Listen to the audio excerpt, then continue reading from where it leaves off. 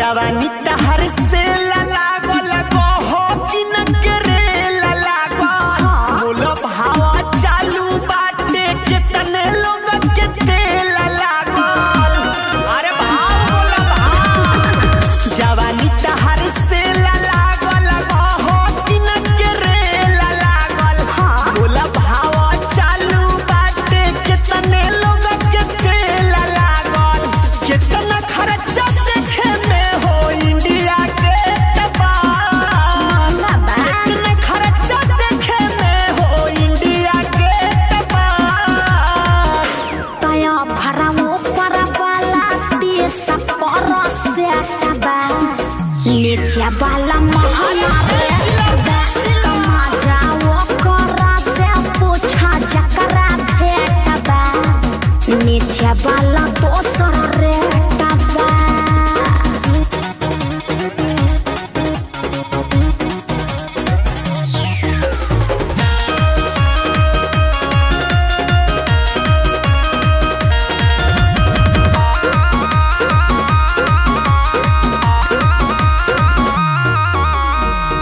Note पन्ना सावुआ माजाऊ पर छापर मिले ललके 2000 मौका तनी फाफर मिले का विचार बा? अरे सब मिली कितना चाही मुंह खोला हो ये हो जान भाव बोला हो। सब बताओ तने धन से बदन भरल बा हाथ डाली भीतर टोला हो।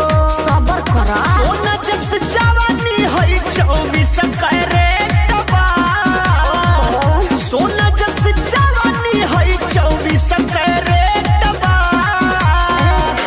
तया भरावो परवाला देश परसे बा नीचे वाला महला रे माजाओ करा से पूछा जकरा भेट बा नीचे वाला दोसर रे बा।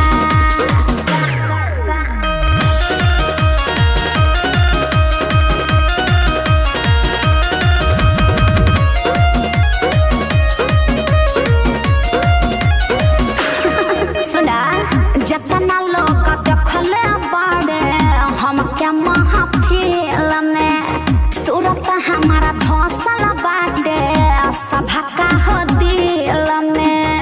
तू ऐसन चीज हवे मारू तब का चीज तोहर सुपर लागता सचो नीचे औरी ऊपर लागता आयो मयो सौदला जवाब वाला हो का दोनों तोहरा ऊपर लागता।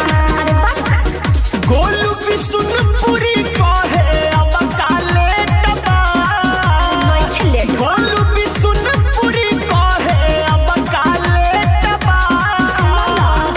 तया भरावो परवाला देश परसे बा नीचे वाला महला रे कमा जाओ करा से पूछा जकरा भेट बा नीचे वाला दोसर रे बा। अरे बाप इतनी सुंदर हूँ मैं क्या करूँ।